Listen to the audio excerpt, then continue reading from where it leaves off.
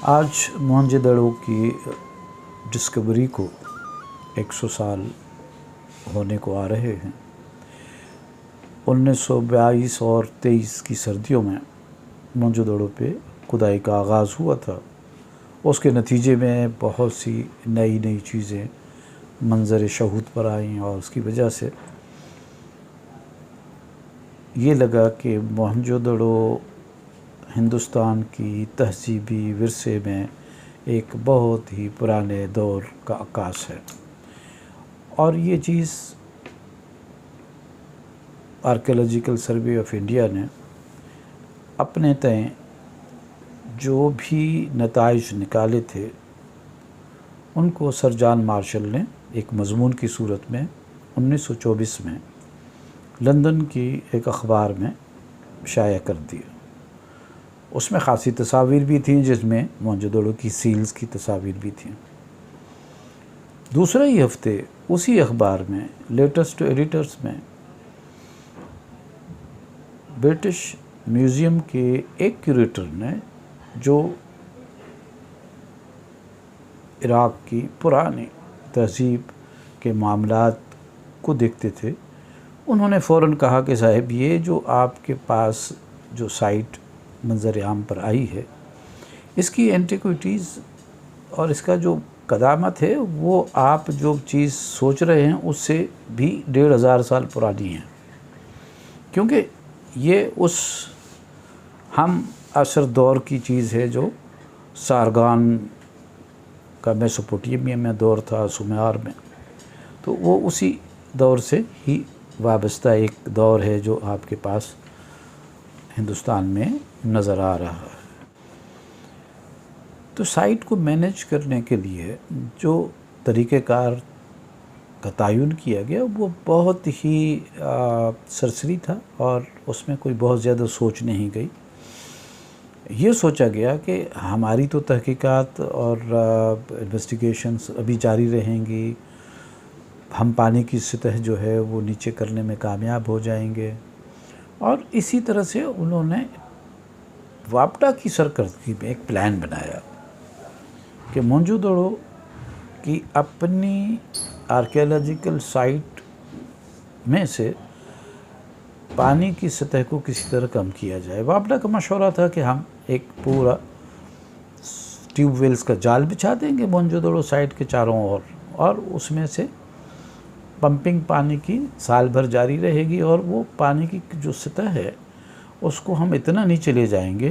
कि आपके लिए एक्सकेवेट करना और मज़ीद नीचे की जो लेवल्स हैं सेटलमेंट की वो देखना जो है मुमकिन हो जाएगा। इस प्लान पे चलते हुए उन्होंने एक साइट के गिर्द ट्यूबवेल का 2 घेरे तजवीज़ किए थे, लेकिन बाद में सिर्फ एक घेरा ट्यूबवेल्स का बना और वहाँ से पानी जो निकलता था उसको एक कलेक्शन ड्रेन से ले जाकर दादू कैनाल में डाल दिया जाता था। अब ये जो चीज़ एक्सरसाइज चली 2-3-4 सालों की तजुर्बे के बाद ये समझ आने लगी कि इस तरह से पानी को खातिर खा नीचे गहराई पर नहीं ले जाया जा सकता, क्योंकि रिज़ल्ट्स जो है वो गर्मी सर्दी के दोनों को मिल मिलाकर जिस किस्म की कैफियत बता रहे थे, तो उससे उस सोच की फ़वाइद में जो होने थे उसकी वो नफ़ी होती नज़र आई तजुर्बे पर। तो उन्होंने फिर ये स्कीम को वहीं पर रोक दिया और ये ट्यूबवेल का सिलसिला बंद हो गया। लेकिन फिर भी वो जो रीथिंकिंग होनी चाहिए थी कि भाई हमने तो नीचे तो जा नहीं सकना है, फर्दर एक्सकेवेशन कर नहीं सकते हैं, और फिर ये जो सेम और कलर जो होता है साल्ट जो ऊपर आ रहे हैं, जब इसको फिल वक्त रोका नहीं जा पा रहा इस तरीके से, तो क्यों ना चीदा साइट्स को जो ओरिजिनल हैं उनको ढक दिया जाए। अच्छा, हुआ ये कि इस दौरान जब से पाकिस्तान बना और वो जो फंड्स की तंगी थी वो कुछ कम हुई, तो साइट की मेंटेनेंस करने वाले स्टाफ ने जितनी ईंटें साल्ट की वजह से डिके का शिकार हुई थी, पाउडर बनकर गिर गई थी, तो उन्होंने उसकी जगह पर एक सतह पे नई ईंटों की दीवार बना के उसकी हैसियत को बरकरार रखा। ये जो काम शुरू हुआ है, इसकी पहली निशानी हमें 1949 से मिलती है। तो ये इंटरफेरेंस जो हुई है मेंटेनेंस के लिए साइट पे, ये उस वक्त से जारी रही और फिर ये लेट 80s तक भी ये सिलसिला जारी रहा। तो ये साइट में एक तरह से इंटरफेरेंस का अमल था, जिसको बाद में कंजर्वेटर्स किसी तरह से जस्टिफाई नहीं कर सकते। अच्छा, लेकिन फिर भी सोच वो जो है वो आगे नहीं जा सकी कि हम मोहनजोदड़ो की कुछ हिस्से जो अपनी असली हालत में अभी भी मौजूद हैं उनको ढक देते, और वो जगह हैं जहाँ पर काफ़ी इंटरवेंशन हुई है, काफ़ी रिपेयर्स हुई हैं, उसको पब्लिक के लिए खुला रखते। और फिर नंबर 3, हम कुछ इस किस्म के इक़दामात भी उठाते कि जिस तरह से हमारे अपने इलाकों में सेम थोर को कंट्रोल करने के लिए जो रवायती तरीका सदियों से मुरब्बत चला आ रहा है, हम उससे फ़ायदा लेते। यानी हम सेम कैनाल सरफेस ड्रेन्स अगर बनाते तो उससे ये होता है कि उसके सेम कैनाल के दोनों अतराफ़ में काफ़ी फासले तक फिर पानी राइज़ होके सरफेस पे नहीं आता, बल्कि वो पानी उन ड्रेन्स में चला जाता है, जिसकी वजह से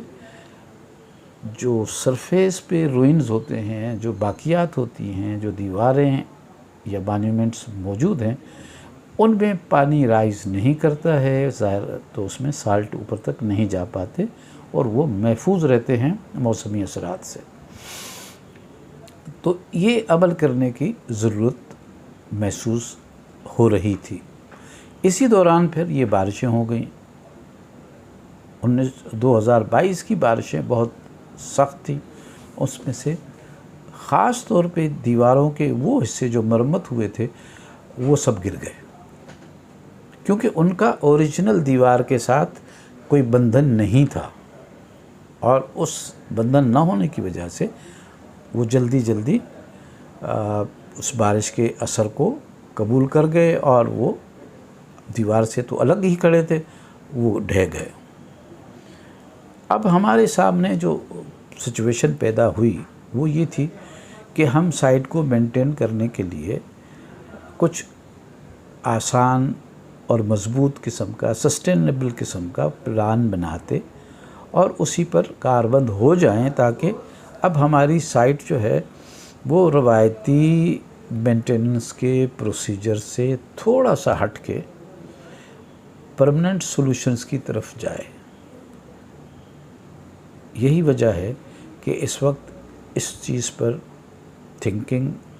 और वर्किंग दोनों जारी हैं, और हम